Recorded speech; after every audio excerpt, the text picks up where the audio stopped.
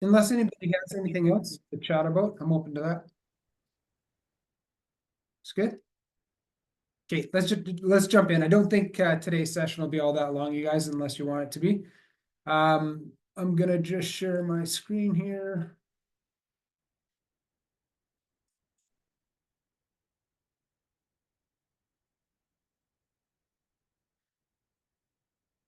All right, cool. So chime in at any point, you guys, if there's any kind of questions you have or commentary around this. I'm gonna try to keep everything like all of this content kind of rolling every 6 to 8 weeks kind of thing. So it's for many people it's going to be a little bit rudimentary maybe. So just let me know if it's a little too slow for you, or if you want to kind of move on to some other things. But at the end of the day, I want to just make sure both experienced and less experienced realtors start to get a feel for kind of the direction that I've always taken and really think could be beneficial for you guys in terms of online lead generation, but also leads and prospects in general. So I'm sure some of you have talked about or thought about, I guess, your ideal client. And maybe I'll just ask, how many of you or who, and I'll go around here, have kind of worked out or thought about or kind of put your ideal client down on paper? So, ultimately the person you want to help buy or sell a home. Jonathan, have you done this exercise before? Yes, I did, but Yeah, like a year ago. cool. Andrew? Yeah. Yeah, no, absolutely. I think it's a critical kind of piece of it because we all know that we're not always the realtor for everybody, and everybody's not always the client for us. So I think it's really an important piece of shaping your business. Perfect. Definitely agree with you. Thanks, Andrew. Todd, have you gone through kind of an exercise before? Yes, I have. In fact, I've I've had to fire several clients, obviously, over the years. One of them actually happened to be one of my title ladies. Uh, I've kind of been through that. It was quite a few years ago, but yes, I have been through something very similar to that. Yes. Okay. Well, we'll chug through it a little bit, but Adrian, have you gone through this exercise before? I did it, and then I wasn't very good at it, so then I had to reverse engineer it to where people listened to me most. And then that's when I Ah, kind of started to find that I was just received better in my style of communication. And then that kind of became my target client, yeah, if that totally makes good. sense. Yeah, I like the idea of that reverse Like I'm engineering. not gonna sell luxury to people. I'm Yeah, a Costco guy. So and I understood that, but then when people wanted to watch luxury, I couldn't relate with that. So I'm like, okay, I get it. I'm not luxury. But I can build you a house from scratch from the dirt and I'll dig in with you. And then that's kind of like my tribe kind of vibe, right? Like where I work with investors, independent people, creative thinkers, first time home buyers looking to get some equity and that kind of stuff. I roll in that. excellent. Okay, cool. Yeah. I think that's I think the reverse engineering is kind of a cool idea. So so I do want to go through, we'll kind of blast through the presentation a little bit. You guys are obviously experienced. Um, need a little bit less, but I'm gonna put my take on it a little bit, and you guys can take it for what it's worth. But I spent a lot of time working with kind of 0 to 3 or 4 year agents, kind of establishing their business and designing it around their ideal client. So when it comes to online lead generation, it's a little bit different, but I do want to highlight how I think you guys can kind of apply that concept of ideal client or non-ideal client to your calls and to your calling. But I think obviously, I think most agents will attract a certain group of people, and they'll attract them because typically they will be able to better solve a problem that group might have. So if you want to say just something very generic, like my ideal client is first-time home buyers. So at the end of the day, the agent who says that has to figure out what value they can add to first-time home buyers. So in the world of online, you're not always going to have that opportunity to directly connect with that specific audience. And that's oftentimes a challenge that people see, but also think it's a bit of an opportunity as well. But that can frustrate agents. And I'm pretty sure maybe you guys have faced this. I know I do. And that is just like talking to people who aren't your people. It's difficult to do. But I think the first thing you have to do is kind of realize that that's what you're doing. When you're marketing other ways, whether it's door knocking, flyer dropping, sphere of influence, you're typically able to try to attract that ideal client. So instead of thinking like, hey, these are these or aren't these my people, you just have to try to figure out how to connect with them and how to connect quickly. Okay. So your ideal clients will be in that pool of leads, but maybe 20% of that pool will be your ideal client, depending on what you look at. But you do have to be honest with yourself and go, hey, 80% are not going to be my ideal client.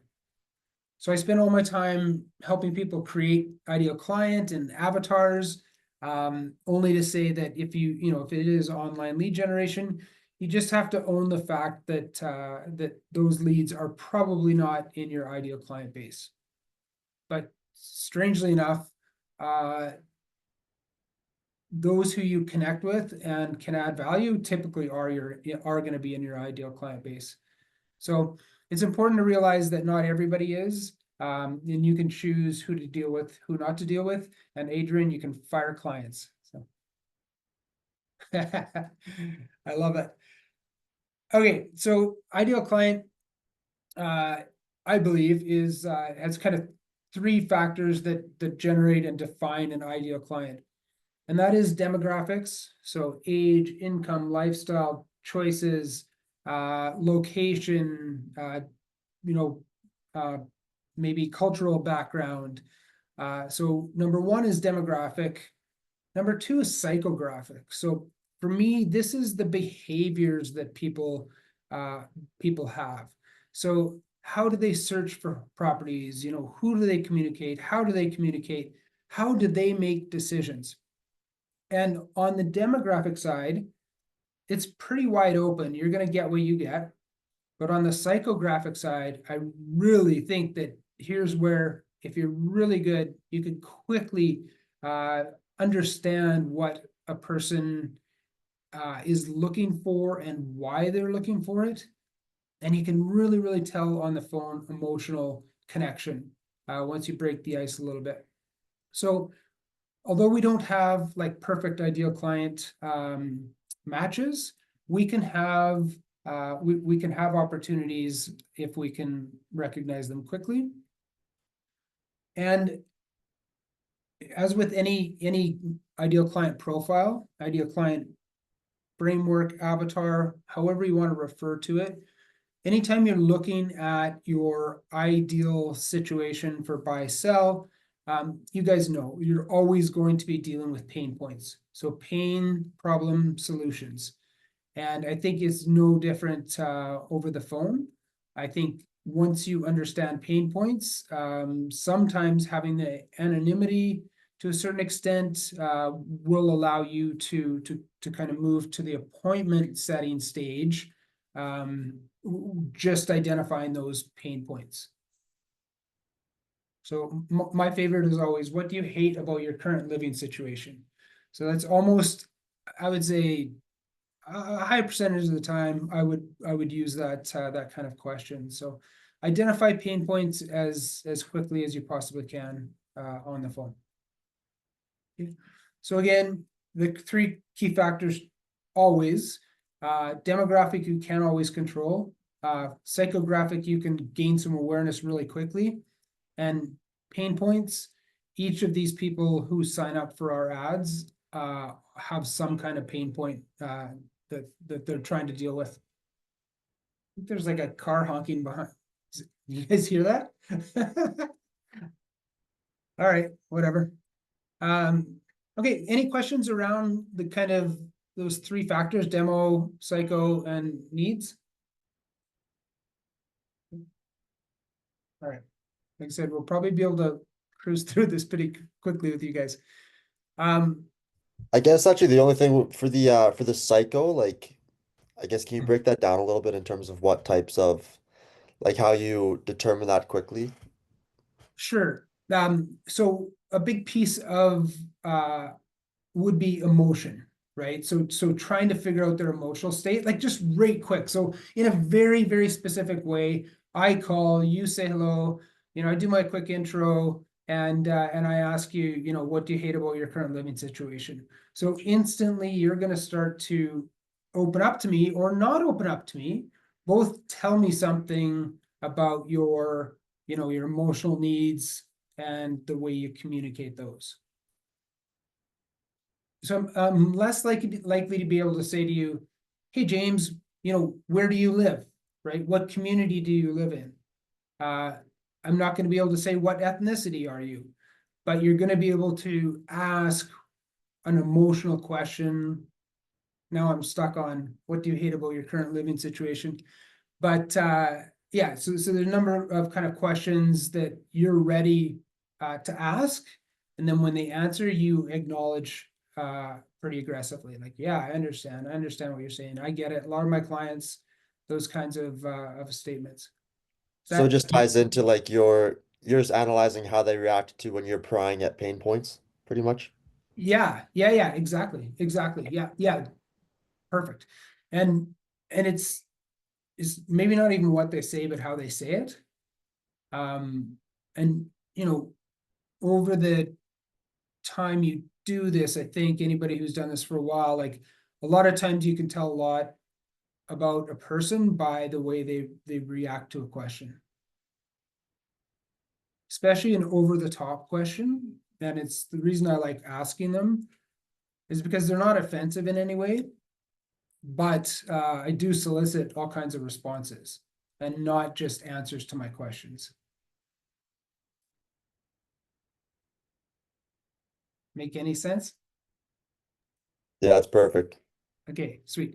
Yeah, and I like that you asked me, like, just the practical, if I'm ever like, and I will probably always go off on like the theoretic, but don't be afraid to ask, like, what does that mean, like, in reality? So thank you. So yeah, when online needs aren't your ideal client, it's just going to be a reality.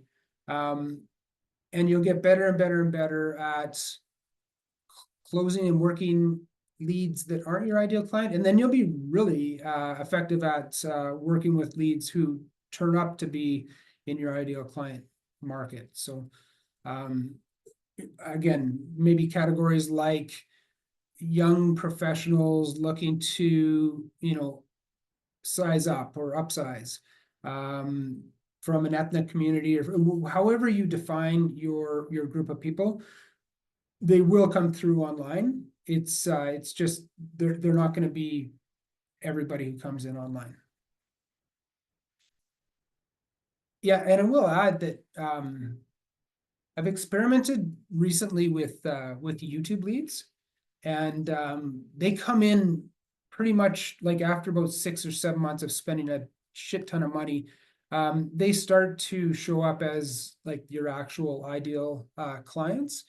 But the problem I found is, and I don't know why I was short-sighted with this, but I'd take volume over quality. I didn't think I would. I didn't think I would. But I'd take calls over spending a lot of money on ideal clients any day of the week. Has anybody looked at YouTube advertising? Super cool. Yeah, it's cool, but interesting and very expensive. So instead of rejecting the lead, which I think rejecting the lead can kind of be the automatic reaction that we have. But instead of rejecting, gain common ground. And that can be done very, very easily over the phone. So another benefit to working on the phones is that you can get to common ground really quickly.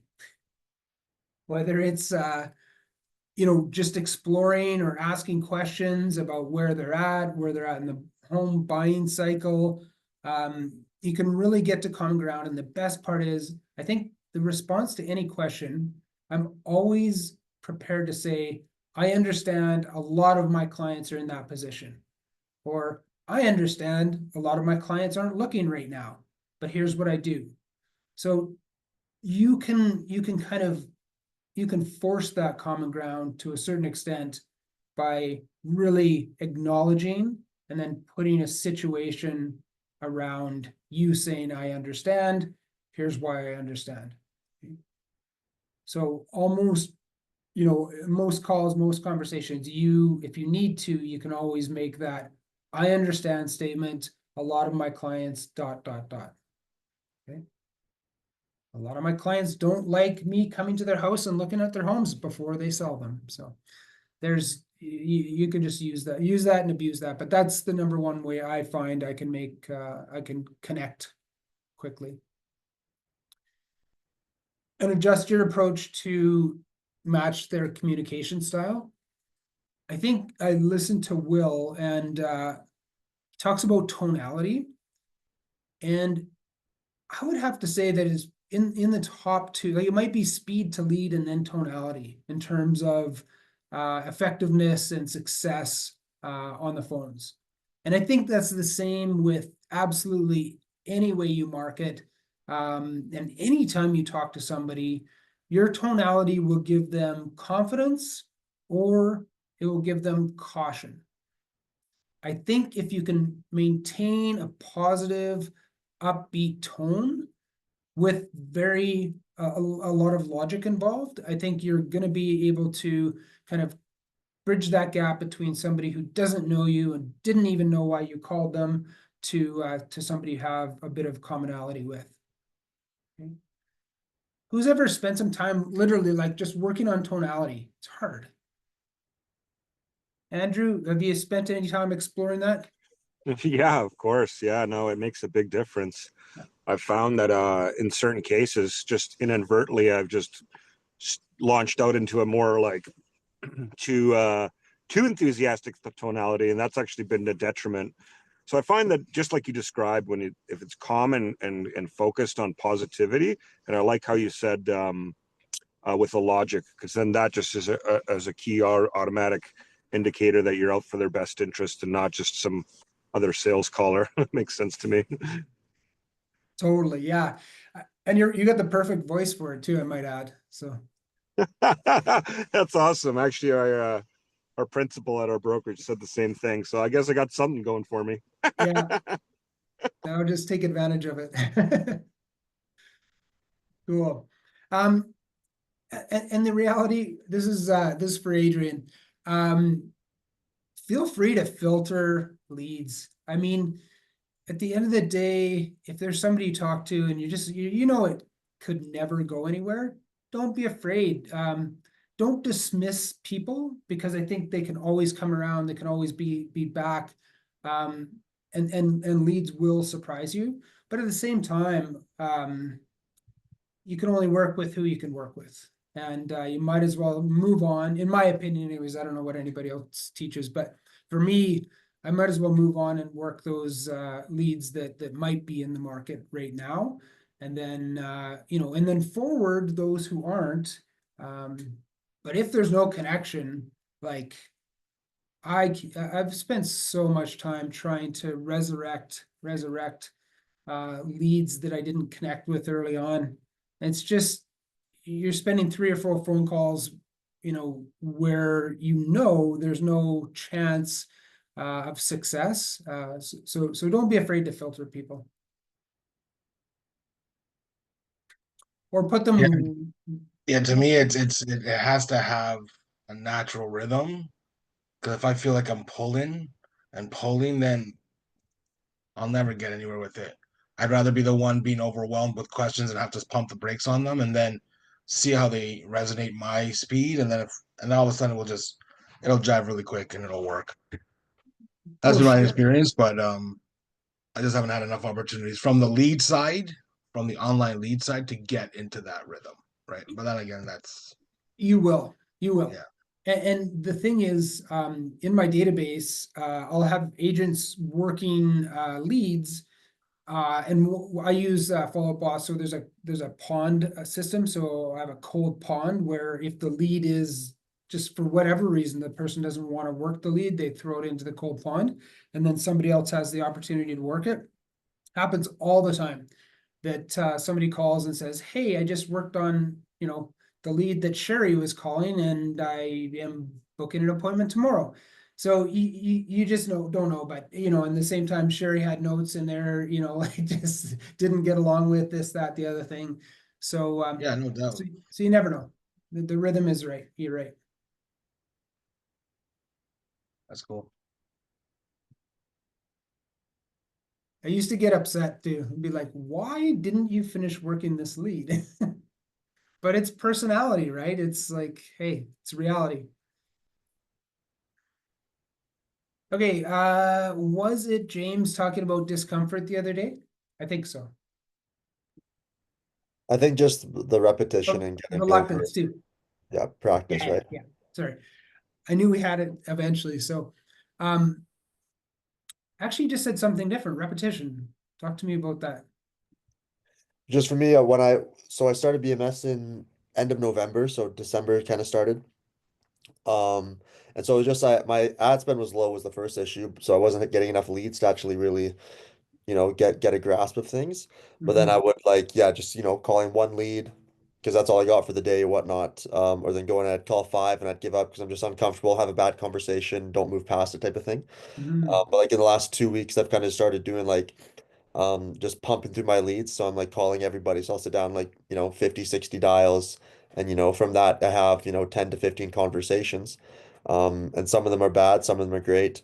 But just like kind of as I started doing that, the conversations just started becoming super easy. And it's funny, like it's all in your head, but it might not be. It feels like when you sit down and make 60 calls and actually when you start having good conversations, it feels like every single person you call is picking up the phone and having a good conversation with you.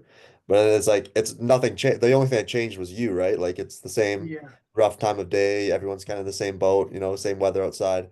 But just your conversation skill became so much better, right? So that's the big thing I noticed for that. Yeah, that makes sense. And then just it sounds like you're getting to the volume. You get to a breaking point where there aren't you can't make enough calls in the day, but it would take a few months, maybe even 6 months to get to that kind of volume. You're gonna get to kind of breaking points with volume. You're gonna get 10 calls a day, you're gonna get 20 calls a day, you're gonna get up to 30 calls a day, enough volume for 30 calls a day, and then you'll just have like enough volume to do as many calls as you want.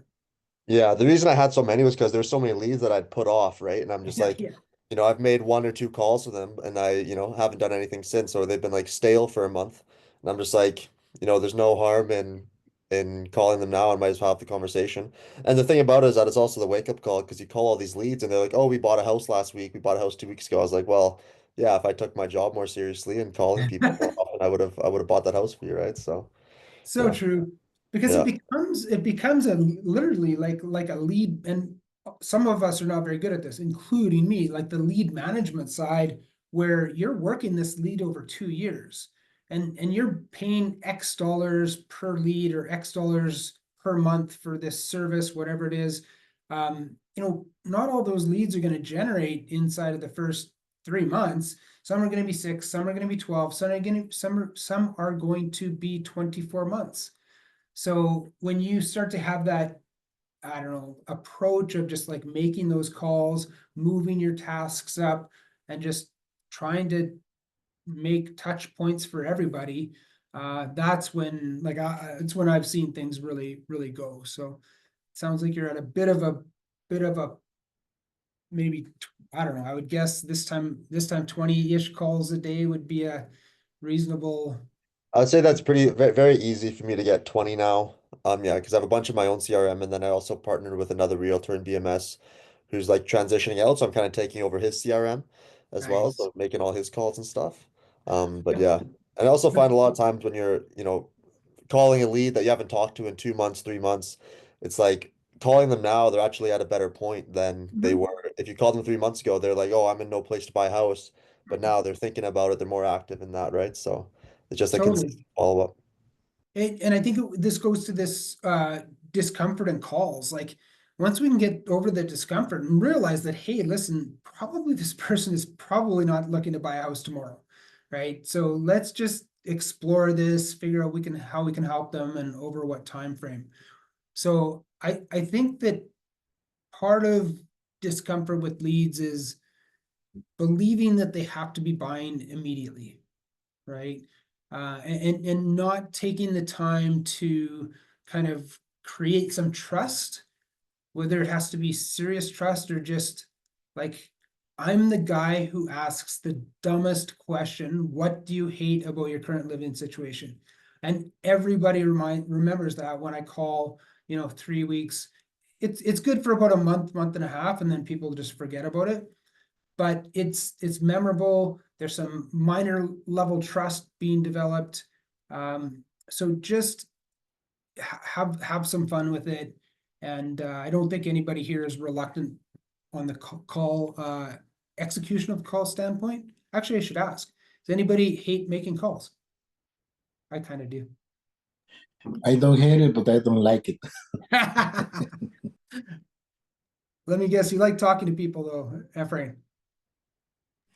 Yes, a lot. Yeah. That's my best way to communicate, connect with people, talking to them. This is right for you then. Good. Yes. And it's a little bit different because it's not face to face. And when we're talking face to face, like it's really easy. It's a lot easier for a lot of people to connect face to face. There's body language, which I think is an important way that we instinctively connect with people. But there's that on the phone too. So as long as we're asking the questions open-ended whenever possible and getting to us being trustworthy, that on the phone matters more than screening your ideal client. Now, I will say that if you're marketing in any other way, then you're talking about really narrowing into a demographic and an ideal client. I strongly encourage people to not spend money flyer dropping randomly, get very specific, and that's the beauty of a lot of other techniques, is you can be specific and attract that ideal client. So when you're in a call, you only have so much time. Don't be afraid to ask their motivation quickly. What's got you thinking about moving? What do you hate about your current living situation?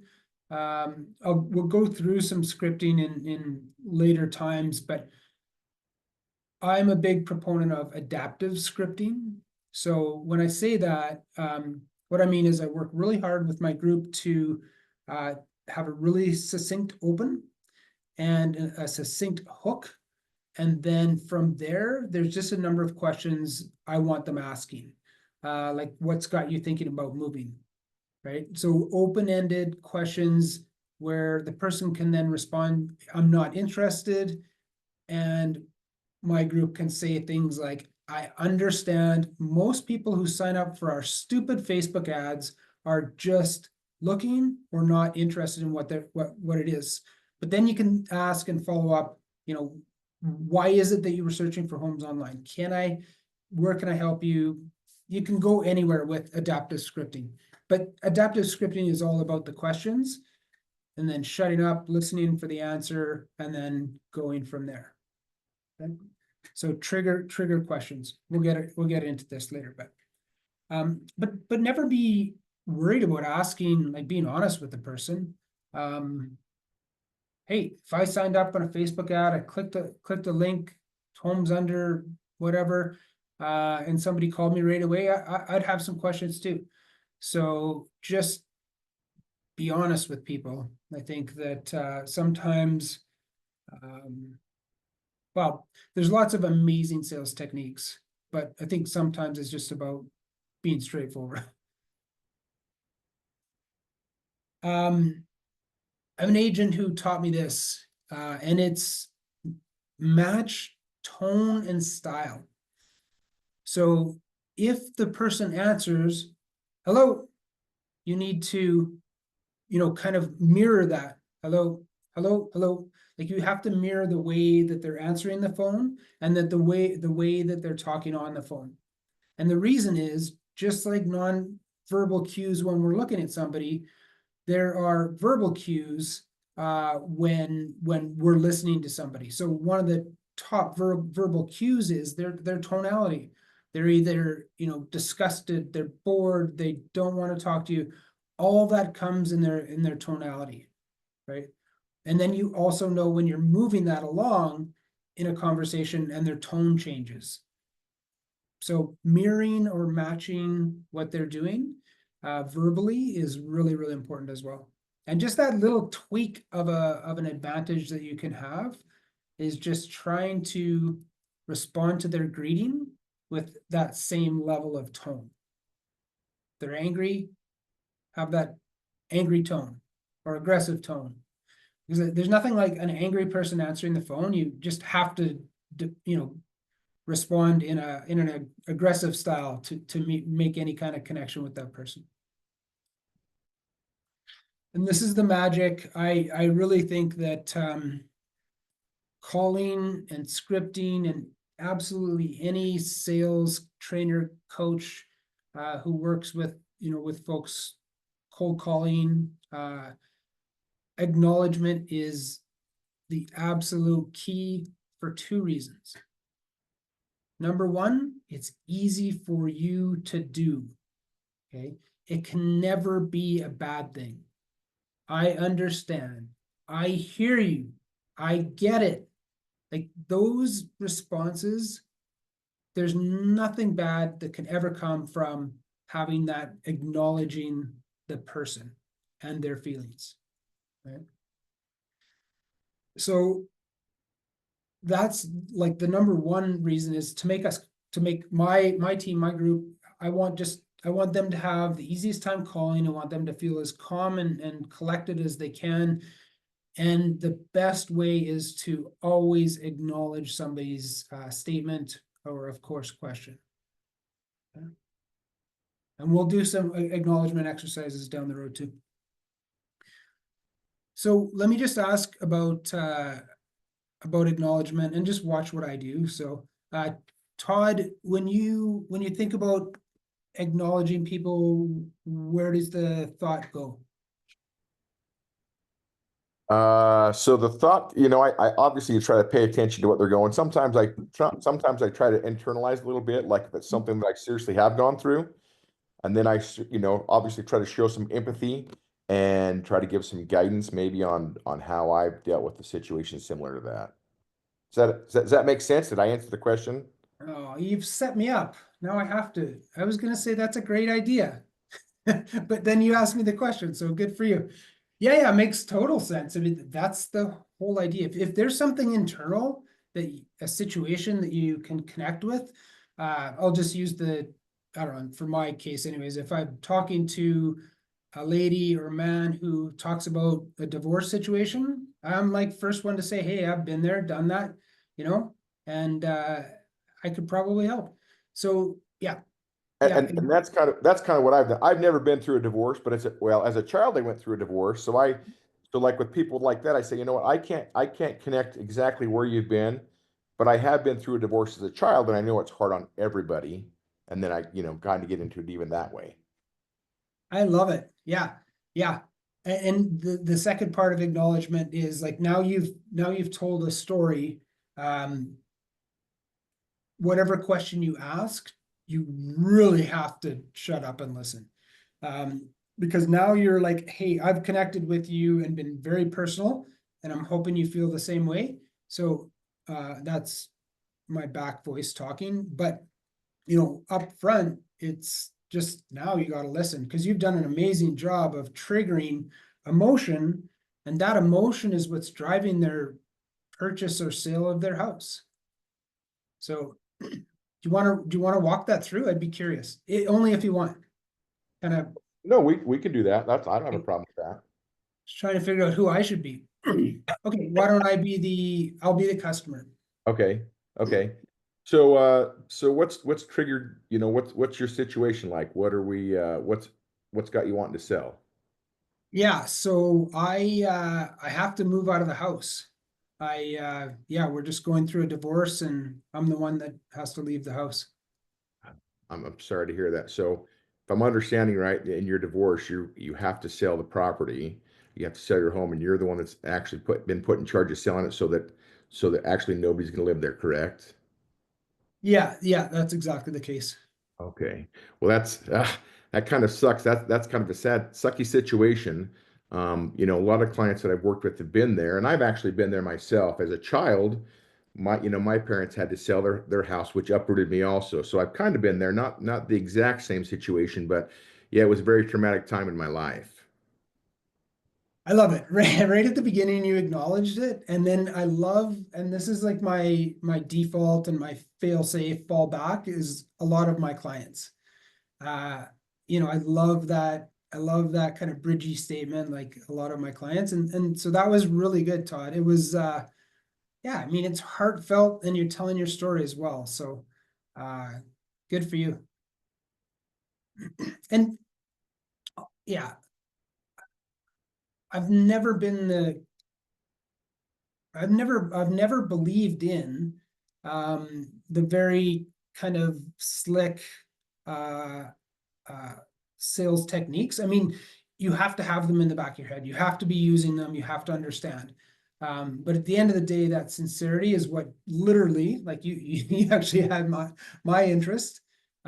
So yeah, just be sincere. That was great. And I'm a firm believer that if you're not genuine with people, most people are going to see right through that. Yeah, and on the phone, like you don't have the advantage of showing empathy from a physical perspective. Like your voice, your head dropping, you're kind of like a little bit of the nod to the side when somebody's telling you these challenges face to face. This is a different ball game, so you have to hear those like those cries for help just completely verbally, and it's not always answers to questions, it's the tone of the answer. So that was great. Thank you. Okay. We'll do a quick go around here in a sec, but this I think was going to be for the full kind of audience. But maybe I'll just talk about it the same. Oh, Nisa, sorry, there's like a second page to my little scroll that I didn't even see. Nisa, sorry, Nim, sorry, Lovepreet, sorry. That's okay. I came in late too, so. Well, everybody did, so. Yep, true. Yeah, cool. So, maybe Lovepreet, how are you on the ideal client side, developing an ideal client?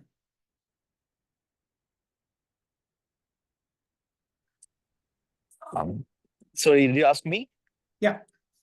Yeah, sorry, my question to you was, I guess maybe a different question. So have you been through an exercise where you identify your ideal client?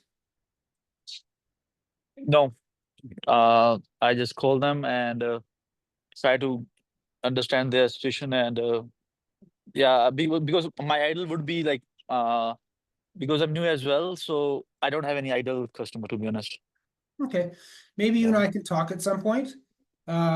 There's probably a little quick exercise that you can do to help you start to understand who you want to be marketing to. And it may not be online, like online you'll just receive these leads and you'll call them and you'll do your best.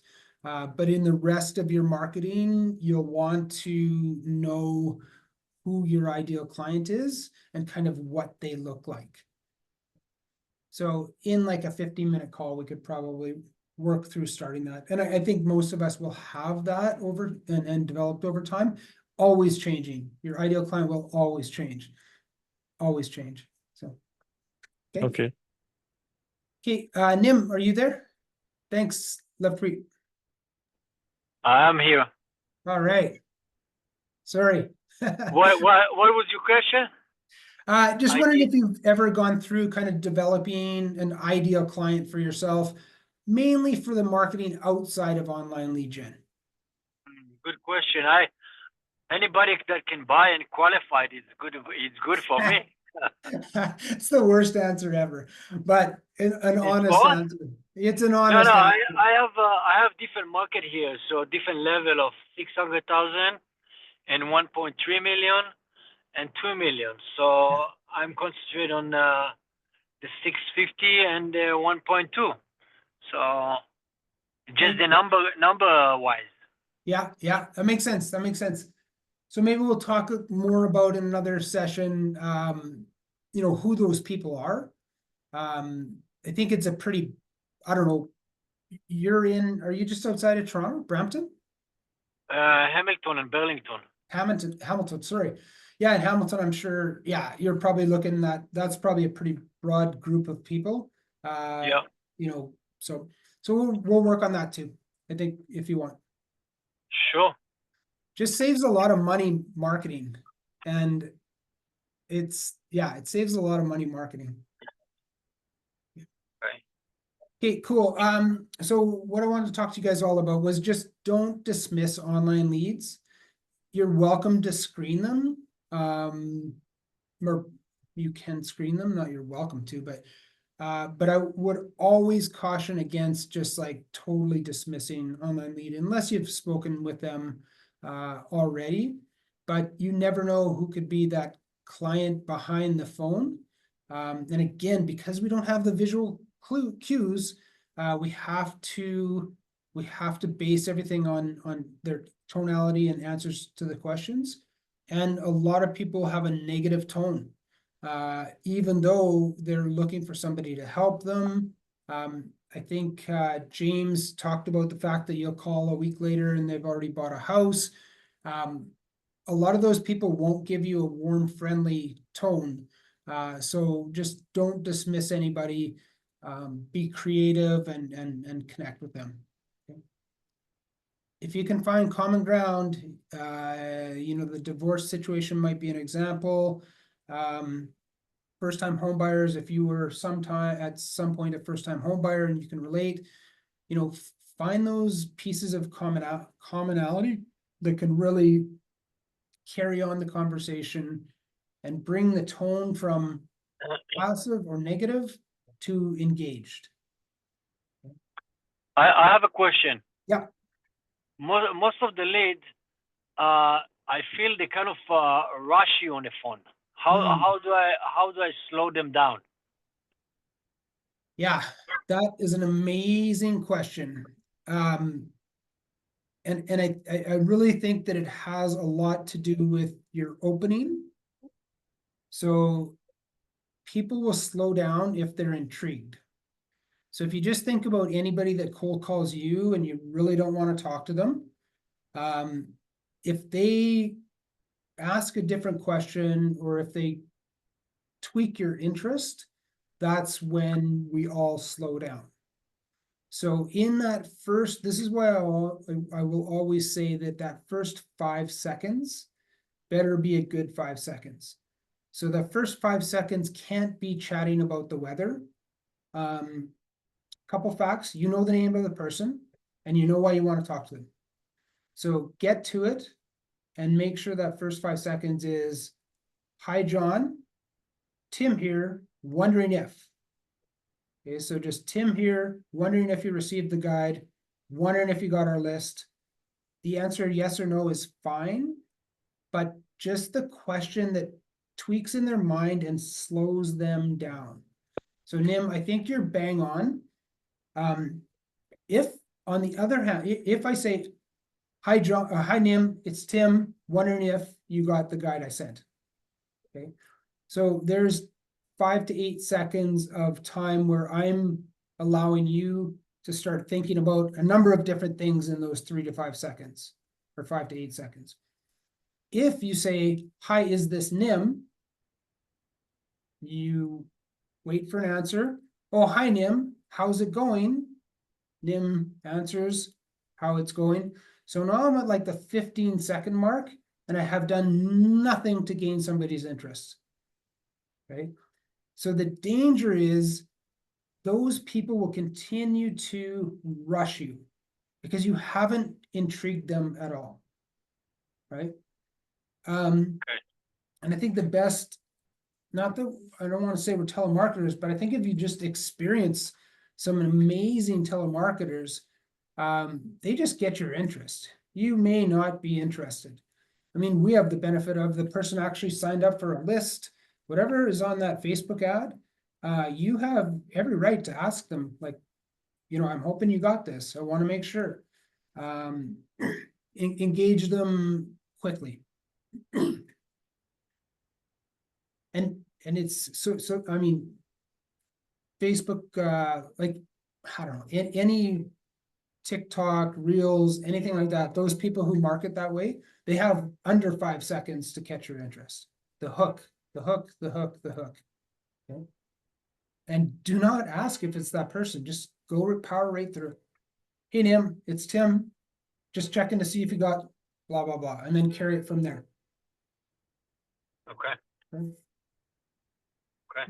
I have no idea. Thanks. Okay, yeah, no problem. Do you think that would slow people down, Em? Like just that simple little bam, bam, bam? Yes, for sure. And even if I didn't fulfill all the lists, because I don't really want to send a list without get some information, but it's still a good question. I say, okay, I'm sorry, let's work on it. Yeah, good point. The receiving the list, so yes or no to that question does not matter. Yes doesn't matter, no doesn't matter. You know they're looking for a list. And get, yeah, Nim, you make a really good point. Don't worry too much about that list. That's just the reason that you have to ask them that question. Yeah, it's good. Thank you. And it's very similar to what, like, I know Sagar and Will teach the ART method. So that acknowledgement transition, this is exactly what we're doing. Hey, Nim, it's Tim. Checking in to see if you got blah. Hopefully they say no, and you say, oh, let's talk about how I can get it to you. Right? So. Okay.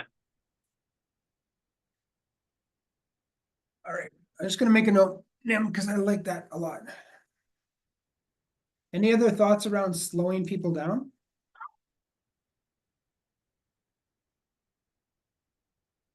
Nisa, how's it going? It's going. Sorry, I'm answering some clients' stuff here. But it's going well. I think I had my first video appointment yesterday. That went really well. So yeah. So I'm doing okay. Very cool. What Yeah. let me ask, so what did you do on the video? A Zoom call, I'm guessing, right? Or whatever. Yeah, well, Google Meet. But yeah, we just kind of went through the buying process. They asked questions, I answered the questions. I kind of have like a bit of a buyer's presentation that I swear I feel like I've been working on forever. And I still don't know if it's even that great, but it helped, it worked out. So yeah, so we're gonna start home searching. They just got to finish their pre-approval process and away we go. Way to go. That's fantastic. Yeah. That's fantastic. One of the things I've messed around with lately, and you didn't need to do this, so that's great. Just going into, and I think Edmonton, we use Paragon. A lot of people use something different, Black Knight, Pillar 9, whatever it is. But show people the back end of what you're able to do that they're not. So this is like that value gapping. Like, here's what you can do, and you can see on realtor.ca or any other site. Yeah. Here's what I see. Here's how I can search. Here's how I can identify properties for you. That's it works. It works well. Cool. I'll try that for sure. Yeah. Good job. That's great. Thanks. Cool. Okay, so just the slide, don't dismiss, find common ground, and just try to build trust. Try to do the same thing you would do in person with somebody. And then I say practice the adaptive conversations. So you asking questions and being prepared for interesting answers, but ask interesting questions. What you did, Nisa, is great. Like anybody they could call any realtor, or any realtor could call the person on the other end. And any of us can like go show a property and then help somebody write an offer. But I think with the online side, you have access to a whole bunch of people. So you still have that little bit of a step, which is trying to engage them on that emotional kind of level. And with adaptive scripting, and we'll get into this quite a bit, it's all about acknowledging what people are, acknowledging what they say to your open-ended question. So what do you hate about your current living situation? If I have a response, I say let's just, who wants to quickly role play this? What do you hate about your current living situation? Jonathan, do you want to do it? I'll be the realtor, so that's okay. All right, go ahead. Okay, so we'll just break it down. I won't do an intro, but I'm just I'm gonna get to the point where I'm just asking that obviously over the top, interesting question. This is something I'm comfortable with. Anybody can create an open-ended question like this. So, Jonathan, what do you hate about your current living situation? So you mean personal or like as a buyer? I was good enough to get your personal interest. But yes, okay. This is let's, as a buyer, sorry. as a buyer, well, currently I'm renting, and I have the impression that I'm opening the window, throw my money out. So it's not my place. I cannot do whatever I want here. Yeah. I would that like my own is- place. Yeah, liking your own place is a very good thing. And I think I have a lot of clients who probably feel the same way you do, that you're wasting your money. When you waste your money, what does that mean to you? Well, it's just something that I don't build anything for the future. Like So- it's just a rent. I have nothing under my name, and if I buy something, yes, I would be spending something on mortgage, but it would belongs to me at the end. Yeah, I think you've convinced yourself to buy a house. Mm-hmm. Cool. Well, a lot of my clients are in that same boat where they're getting ready to kind of buy their house. And the next step they have is that they have to search for the home. And I'm wondering if we could take 10 minutes out of your day, just via Zoom, you and whoever else, and just quickly I'll show you the back-end system that I have that I can use to search for properties that the general public doesn't have access to. Would 5-10 minutes work for you? Sure. Sure. Excellent. So now you can do your close, whatever, but how about tomorrow at 4 or 5? Mm-hmm. 4. Okay, perfect. 4.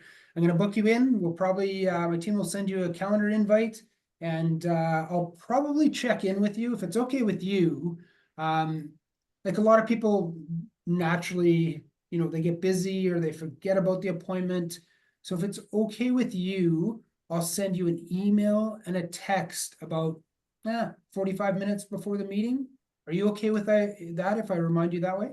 Sure, sounds good. Okay, perfect.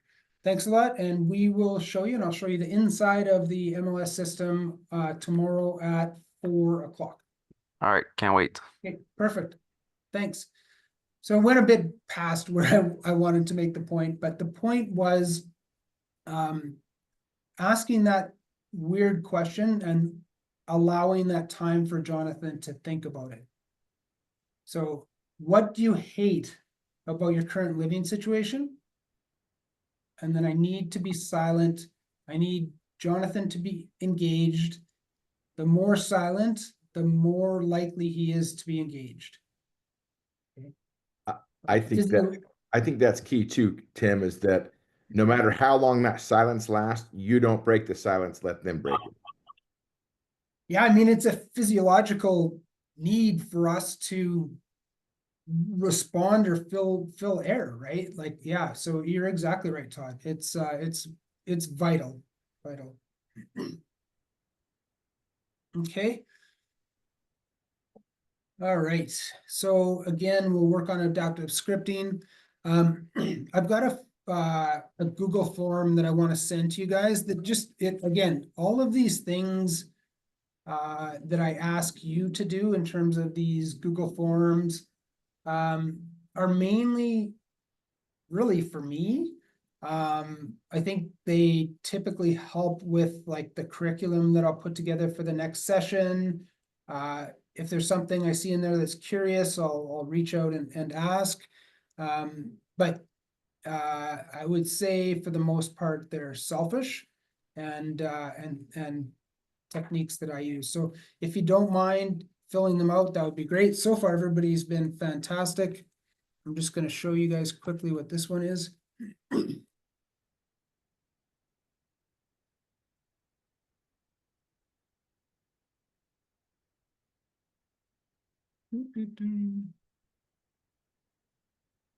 Okay, so this one I just have called the ideal client. And it's just like 5 or 6 quick questions. And questions that I'll kind of gather and group together and share with you guys if you want your own or in general. But they'll just help me start to continue to better understand you guys, where you're at, and yeah, and how you kind of want to be doing this. I'm a strong believer, and hopefully maybe you guys see this. The online lead marketing is tough, but like you can legitimately get to 10% closing rates. And just as a group, so we've been 6 years at it now, but each realtor who kind of comes and goes, and it's more for newer realtors, so less experienced, you know, we can get to 8 to 10% for almost everybody. And it's measurable over 2 years. So I always give that caveat because I don't care what people who are promoting this stuff tell you. Those 10 deals will happen over 2 years. But as every lead goes, they're going to be also a 10 in 100 lead source. So I love online lead gen. I think it's magical, but I do think it's quite a bit to learn, and hopefully you guys are okay with like that kind of repetitive. We'll just rotate, and get more practical things as time goes on, hopefully as well. So I will send this link, or I'll put it in the school group. And very short period of time, let me ask, and I'll go around the room and please be honest, please be honest. What I'm doing, is it what you expected? And positive or negative, I guess, but am I delivering what you expect so far? And I'll start with Adrian, just kind of yes or no.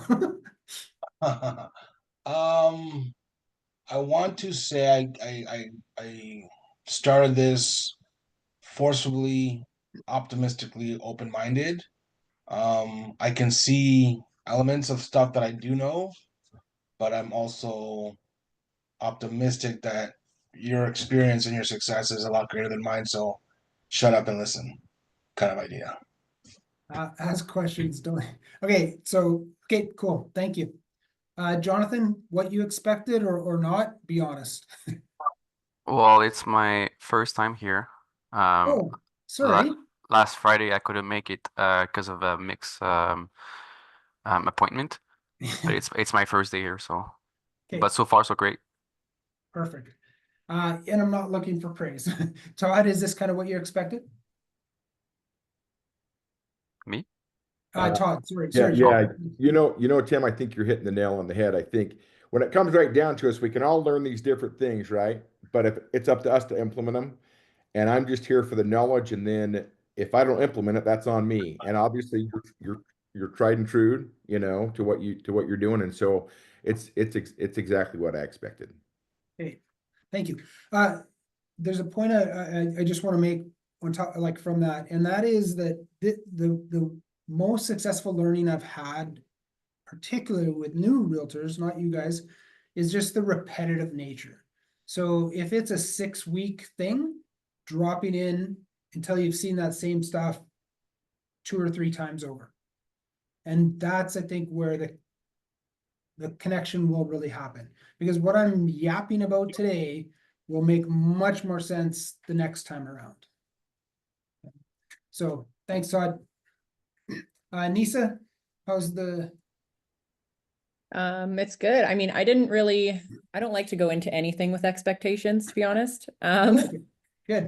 Because expectations are just an emotion ruiner, we'll call them.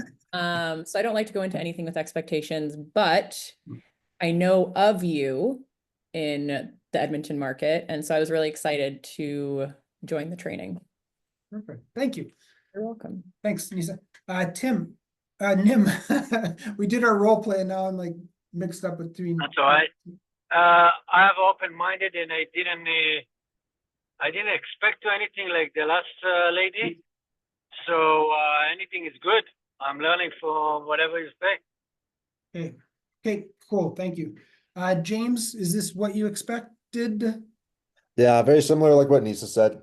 I was like familiar with you, so I was excited to see, you know, what you have to say and stuff. And then yeah, going over, like you just said, a lot of the stuff is things that I've seen before or heard before, but I'm also, you know, taking notes on everything, and then as the calls kind of tie together, you know, it'll all mesh and become solidified. So yeah, it's pretty good.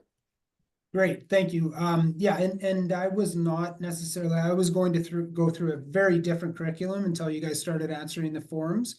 And it's just changing to more specific around calling and just developing that as well. So that's good. Thank you.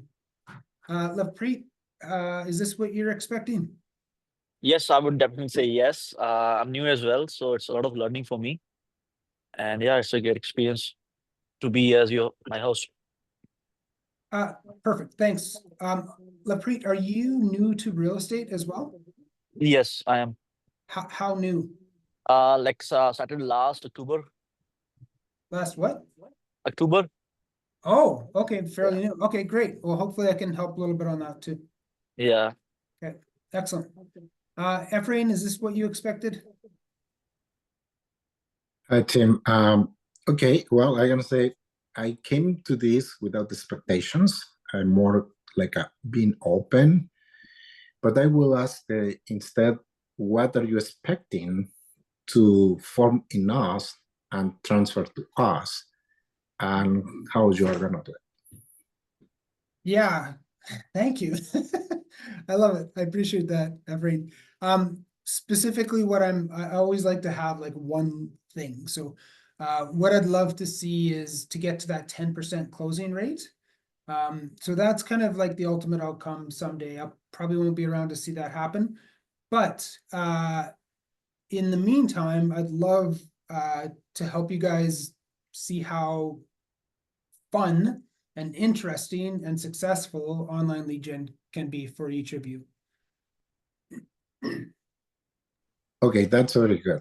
Really, prospecting is something that sometimes we don't want to do it because we don't enjoy it. But I gotta say, I'm finding the nice way to enjoy it, because you know what I have learned on doing this is that if I prospect, means that I am doing something to share with someone else to help them to bring a solution to them.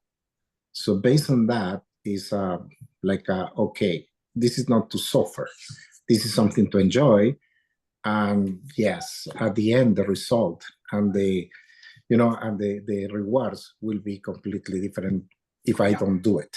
Mm-hmm. Yeah, absolutely. Okay, well, that got me thinking about the in helping you guys enjoy what it is. So that's great. Thank you. Okay, I'm gonna end it a little bit earlier, just the number of people, and I'm sure we were all mixed up. So from now on, you can just go to the calendar on the BMS school account, and I'll have times set up. Does anybody want me to send? No, you know what? Just yeah, I'm avoid any confusion on the BMS calendar, the school calendar. That you click on that link, and that will get to the meeting every time now.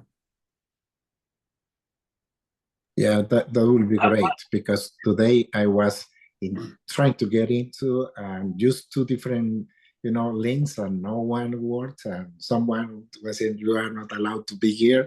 So finally I found it, and I am here. Yeah. So I'm sorry. I know a lot of people got Okay. frustrated. So yeah. I have something I wanted to see. Sure. In the future, if you can do like actual presentation or meeting with a buyer online, and what do you do with him? How do you walk through your first meeting with him? Will be very beneficial to get an idea how it's done correctly. So Nim, is that the phone call or the meeting? The actual meeting. Oh, nice. Okay, for sure. Yeah, I'm happy to do that. So, so just to make absolute certain, you're talking like if I book a Zoom call, for instance? Yes, Okay. exactly. Yeah. And I think I've told you all that Zoom is probably number 3 on the list of things I try to do. So Zoom, the first would be an in-person meeting. Second would be a discovery day where we go and look at some houses without any commitments. And then third would be a Zoom call. So I'll just, in the Zoom call, I think will be personal preference. Yeah. Anyways, yes. The answer is yes. Let's do that. We'll do that. Maybe we just do that on Thursday. We'll do that Thursday. Perfect. Okay. Good idea. I was gonna add on that, like, I think it'd be super cool to just like sit here and watch you make dials, like, and have those conversations like live. You know what I mean? Just kind of see, because obviously role play can only go so far, because you ask someone in the Zoom call a question, they're never gonna, cuss you out or something. You know what I mean? Like, you're never gonna have that like live, real human interaction with the role playing. So it'd be cool to kind of see how you know, have those conversations with an actual, live lead. Yeah, what I'll do too is let me think about that, James, but I could also make available some of my calls, just the recorded calls, so you hear both ends of it. Yeah, because there also might be some sort of legal thing behind us listening to a live call, but yeah, even just like, yeah, seeing a recording or something and being able to hear that actual live demonstration of it. Yeah, I can definitely record the calls and then convert them. So yeah, it would be easier for me to record calls and then make them available. Or break them down, like have that discussion, play them, break them down a bit. Because I think the breakdown of the calls is as important, Yeah. Yeah, something like that would be super, super cool to kind of look over and be able to, actually see it in real time, like what you're teaching. Yeah. Yeah, valuable. I just pause a little bit because I'm gonna have to do it. Yeah, anyways, the technical side, don't worry about it. Yes, the answer is yes, I'll do that. Perfect. Yeah. Now you put some pressure on me. Thank you. That's what I wanted. Well done. All right. Anything from anyone? We're done. Okay, thanks guys. Generally speaking too, I'll like have it from noon to 2, but typically pretty much anything I do runs an hour and a half unless we get onto a good discussion, then it might run 2 hours. Awesome. Thank you. Okay. Thanks, Tim. Okay, thanks guys. See you. Thank Bye, you. everyone. Thank you, boss.